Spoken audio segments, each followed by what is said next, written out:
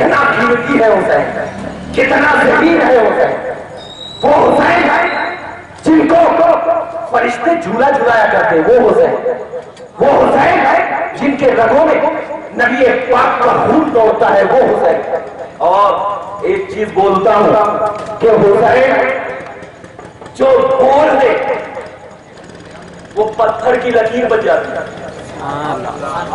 हुसैन जो बोल दे वो पत्थर की लकीर बोलती है।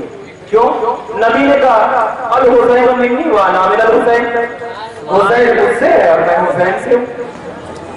तो जब नबी हुसैन हुसैन हुसैन मुझसे, मैं हुसैन से, तो अब मैं ये जो बोलूं कि हुसैन जो बोल दे वो पत्थर की लकीर है, कुछ लोग बोलेंगे कैसे, कुछ लोग बोलेंगे कैसे हुसैन जो बोल दे वो पत्थर की लकीर। तो मैं कहता हूं बचपन का जमाना, बचपन का आलम है। हुसैन के साथ हजरत अब्दुल्ला इब्ने उमर है, बच्चा है मगर अकल का सच्चा है हुसैन, दिल में इश्क़ नबी है हुसैन। दोनों खेल रहे हैं, खेलते खेलते एक बाग में चले जाते हैं। बाग में चले जाते हैं तो हजरत अब्दुल्ला इब्ने उमर को एक दरख्त पर चढ़ना आता था, वो खजूर के दरख्त पर चढ़ गए। तो अब जब चढ़े तो देखा क्या कि पक्के पक्के खजूर हजरत अब्दुल्ला इब्ने उमर खा रहे हैं। तो हजरत हुसैन ने कहा कि थोड़ा खजूर मेरी तरफ भी दो। तो बचपन में तो आप जानते ही हैं कि क्या होता है, तो थोड़ा सा कम पक्का हुआ। ये गुस्ताखी है अगर मैं बोलूं, अल्लाह माफ करे, क्योंकि वो हुसैन की जात है। थोड़ा सा कम पक्का हुआ खजूर, रद्दी खजूर जिसको बोलते हैं आम जबान में, वो हजरत हुसैन की तरफ फेंक दिया। जैसे ही हुसैन ने देखा कि अपने तो अच्छा अच्छा खजूर खा रहे हैं और मैं जब मांगता हूं तो मुझे रद्दी खजूर दे रहे, अहले बैत का खून था उबल गया, आ गया गुस्सा, आ गया गुस्सा। कहा ए मेरे नाना के गुलाम के बेटे, तू अच्छा खजूर खाता है और मुझे रद्दी देता है। जैसे ये कहा, ये अल्फाज जैसे ही अब्दुल्ला इब्ने उमर ने सुना, दरख्त से नीचे उतर गए और रोते रोते हजरत उमर की बारगाह में गए। आज मुझे हुसैन ने कहा तू मेरे नाना के गुलाम का बेटा है, तू मेरे नाना के गुलाम का बेटा है। कहा बेटा? हुसैन ने ऐसा कहा? हाँ ऐसा कहा। कहा चल, हाथ पकड़ा। हजरत अब्दुल्ला इब्ने उमर कहते हैं कि मेरा दिल खुशी से मचलने लगा, क्योंकि मुझे मालूम हो गया कि आज हुसैन को डांट पड़ेगी। मगर कुर्बान हजरत उमर बिन खत्ताब की साथ पकड़ कर गए और जाने के बाद दरवाजा खटखटाया। हमारी तरह नहीं है डायरेक्ट घुस गए, दरवाजा खटखटाया, उसके बाद कहा अंदर आओ, तो अदब से ठहर गए। मतलब ये हुआ कि हजरत उमर बिन खत्ताब ने एक अकीदा दिया कि अगर किसी से कुछ पूछना है तो पहले अदब से ठहर जाना। इसीलिए हम वलियों की बारगाह में जाते हैं, कुछ पढ़ने से पहले अदब से ठहर जाते हैं। क्यों? इसलिए कि मालूम है कि हमें पूछना है तो अदब से पहले ठहरना होगा। बगैर क्यों? अदब से ठहरोगे तो तुम्हें हुसैनियों में नाम आएगा, तुम्हें फारूकियों में नाम आएगा। हजरत हुसैन के सामने अमीरुल मोमिनीन, उस वक्त के अमीरुल मोमिनीन किसके सामने ठहरे? अहले बैत के शहजादे के सामने। हजरत उमर ने बता दिया कि अहले बैत में छोटा और बड़ा नहीं होता है, निस्बत अगर सरकार से मिल जाए वर्दी मिल जाती है। हजरत उमर ठहरे, पूछा या हुसैन क्या आपने मेरे बेटे को नाना के गुलाम का बेटा कहा है? कहा है।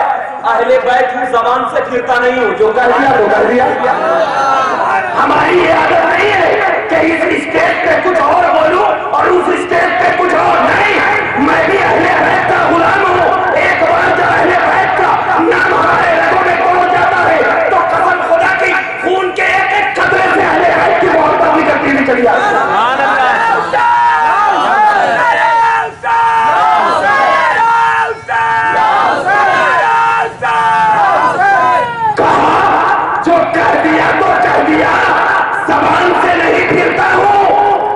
यही बात जो कह दिया है یہ پیپر ہے اور قلم ہے، ذرا لکھ کر دے دیجئے۔ سبحان اللہ۔ یہ پیپر ہے، قلم ہے، ذرا لکھ کر دے دیجئے۔ کہا جب بولنے میں کوئی بات نہیں ہے تو لکھنے میں کیا بات ہے؟ لائیے پیپر اور قلم لکھ دو، لائیے پیپر اور قلم لکھ دو۔ جیسے ہی لکھا، حضرت عمر نے اس پیپر کو لیا، چوما سینے سے لگایا، اعلان کر دیا، بیٹا جنت میں جانے کی سڑک مل گئی ہے۔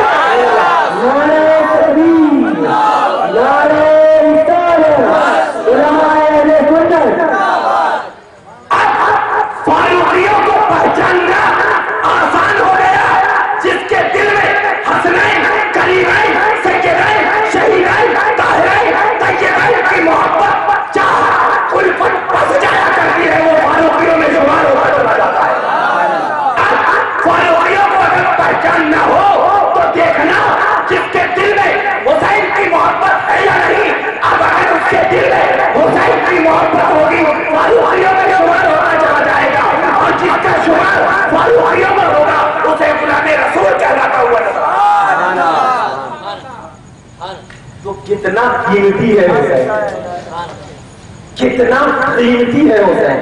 وہ حسین ہے جو آپ کے لیے دعا کر لے، ہاتھ اللہ کی بارگاہ میں اٹھا لے تو فرشتوں کی محفل میں کھلبلی مچ جائے کہ آج شہزادے رسول دعا کے لیے ہاتھ اٹھایا، آج شہزادے رسول دعا کے لیے ہاتھ اٹھایا۔ کیوں؟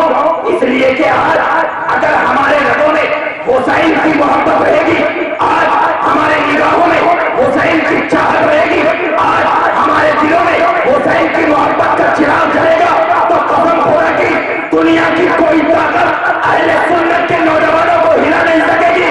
جو جس کے دل میں حسین کی محبت ہوتی ہے، جس کے رگوں میں حسین کی چاہت ہوتی ہے، جس کے اداؤں میں حسین کی ادا شامل ہوتی ہے، فرشتے انہیں سلام کرتے ہوئے نظر آتے ہیں۔ اگر اپنے آپ کو حسینی میں شمار کرانا ہے، اگر اپنے ذہن و دماغ میں حسین کی چاہت کو بسانا ہے تو اپنے سر کو حسین کے قدموں میں ڈال دو، تمہارا سر عہدے کمال کو پہنچ جائے۔ سبحان اللہ۔ کتنا قیمتی ہے حسین۔ اب وہی حسین جس کو اللہ تبارک و تعالیٰ نے چنا، وہ حسین ہے جس کی سواری خود رسول پاک ہے، وہ حسین ہے جس کو نگاہوں میں نبی نے بٹھایا، وہ حسین ہے جس کی اداؤں میں نبی کا ادا تھا۔ حضرت عثمان بن عفان بھی امام حسین کی بارگاہ میں گئے، امیر المومنین جب تھے حضرت عثمان بن عفان، آج حضرت عثمان ان کے دلوں میں اہل بیت کی محبت۔ سبحان اللہ۔ جب امام حسین کی بارگاہ میں گئے تو امام حسین کو جیسے دیکھا آنکھوں سے آنسو گرنے لگے۔ امام حسین نے کہا یا عثمان بن عفان لینا تبکی، آپ کیوں رو رہے ہیں، آپ کیوں رو رہے ہیں؟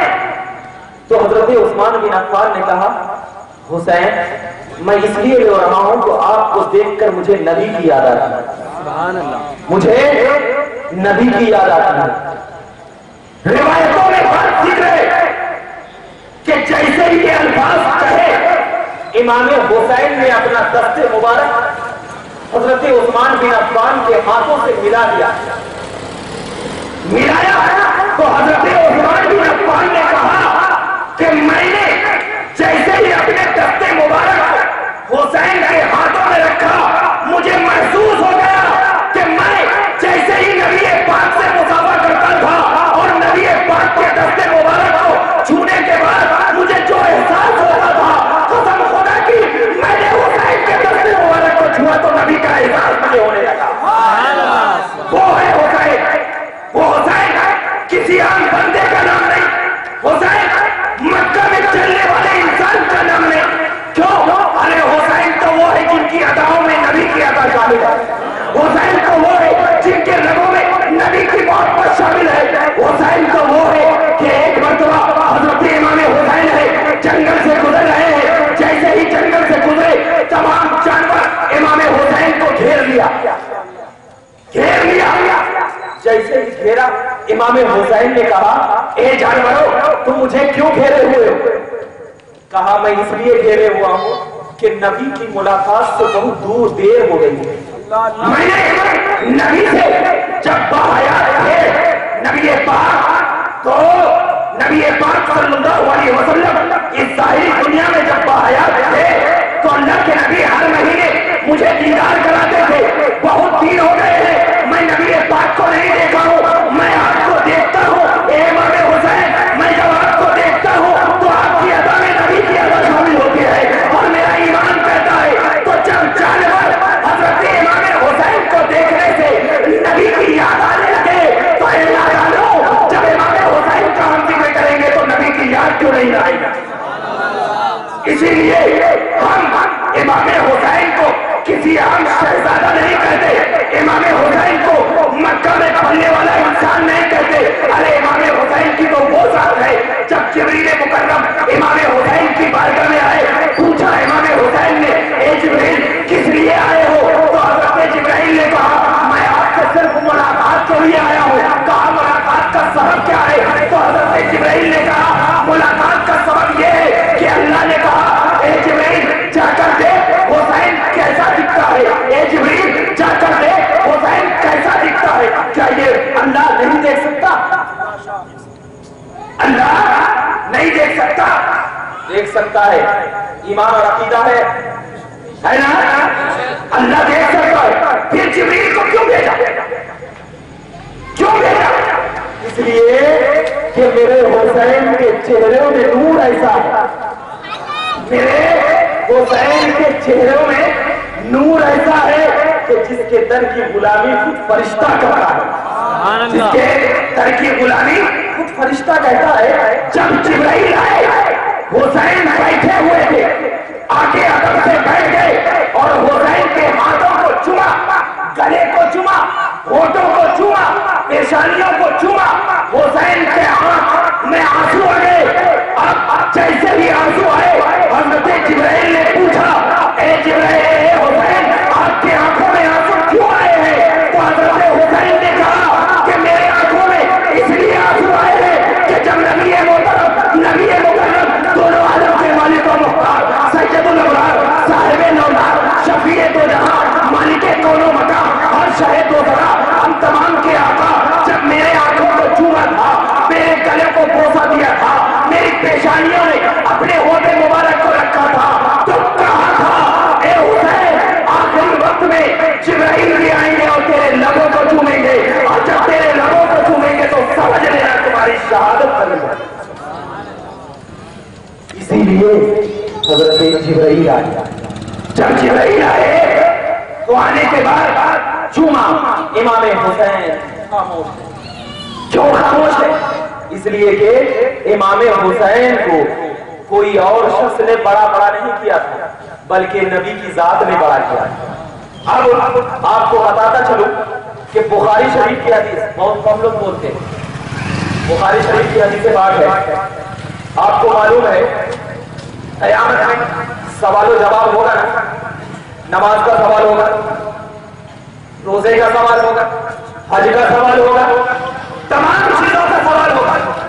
جب سوال ہو جائے گا مچل اٹھے گا، عاشق اہل بیت کی حدیث سن کر قسم خدا کی مچل اٹھے گا۔ اگر جس کے دل میں عشق اہل بیت ہے اس کا دل یہ حدیث سن کر بیٹھے گا نہیں، مچل اٹھے گا۔ اب دیکھنا کس کے دل میں عشق اہل بیت ہے۔ اب میں یہ حدیث بتاتا ہوں، نماز کا سوال، روزے کا سوال، حج کا سوال، زکات کا سوال، تمام سوالات مکمل اللہ فیصلہ کر دے گا کہ اہل جنت کو جنت کی طرف لے کر جاؤ، اہل جہنم کو جہنم کی طرف لے کر جاؤ۔ تمام فرشتے اللہ کے حکم پر جنت والوں کو جنت کی طرف لے کر جائیں گے، جہنم والوں کو جہنم کی طرف لے کر جائیں گے۔ جب جنت و جہنم کے دروازے پر تمام لوگ پہنچیں گے، آواز آئے گی ابھی ٹھہر جا، داخل نہ ہونا، ابھی ٹھہر جا، داخل نہ ہونا۔ اللہ کا فرشتہ کہے گا مولا نماز کا سوال ہو گیا، روزے کا سوال ہو گیا، تمام کا فیصلہ ہو گیا، اب کس بات کی دیری؟ تو اللہ کہے گا ابھی ایک سوال باقی، ایک سوال باقی ہے. کہے گا اے خدا وہ کون سا سوال باقی ہے؟ تو اللہ کہے گا بِأَنَّهُمْ مَسْئُولُونَ عَنْ وِلَایَتِ عَلِی. سبحان اللہ. ابھی تم سے پوچھا جائے گا علی کی ولایت کے بارے میں کہ کیا خیال ہے کہ علی ولی ہے یا نہیں. اب حدیث پاک کہا ہے کہ جب جہنم میں کھڑے افراد علی کی ولایت کا مان لیں گے تو اللہ فرشتوں سے کہے گا اے میرے فرشتوں اس نے علی کی ولایت کا اقرار کر لیا ہے، اب اسے جہنم میں نہیں بلکہ جنت میں بھیجتے چلے جاؤ.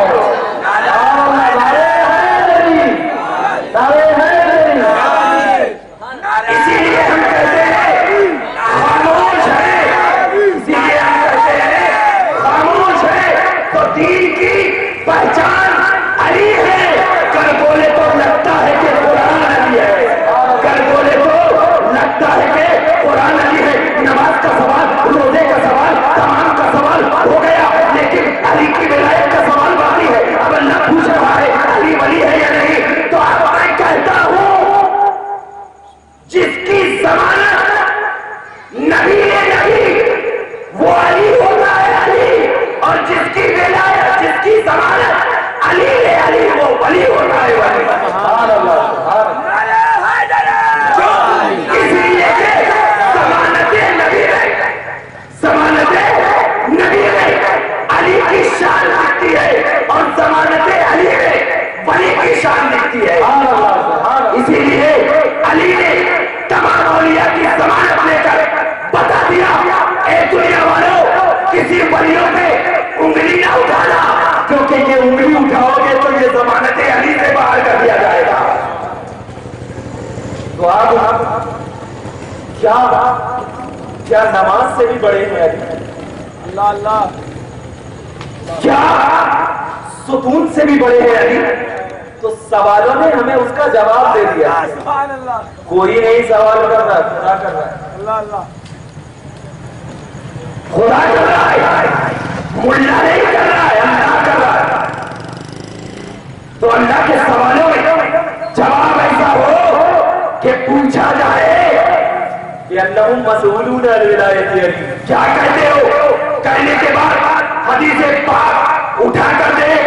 علامہ شبلنگی علیہ رحمت و رضوان ہے، اپنی کتاب نور الابصار میں ارشاد فرماتے ہیں الا ومن احب اہل بیت وفرد احبنی. نہیں، اللہ کے رسول صلی اللہ علیہ وسلم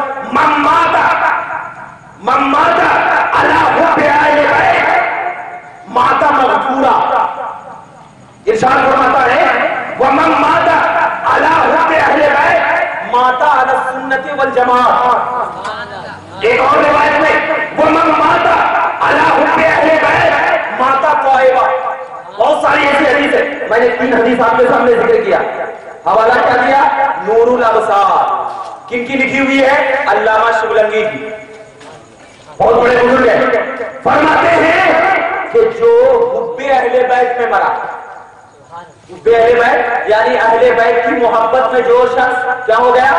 مر گیا. تو اب اس کا مرنا کیسا ہے؟ ماتا مغفورا. وہ کیسے مرا؟ کیا اس کے ذمے میں کوئی گناہ ہی نہیں رہا، ایسا مرا. اور دوسری حدیث میں فرمایا گیا جو اہل بیت کی محبت میں مرا وہ کیسا مرا؟ توبہ کر کے مرا. ماتا طائبہ وہ توبہ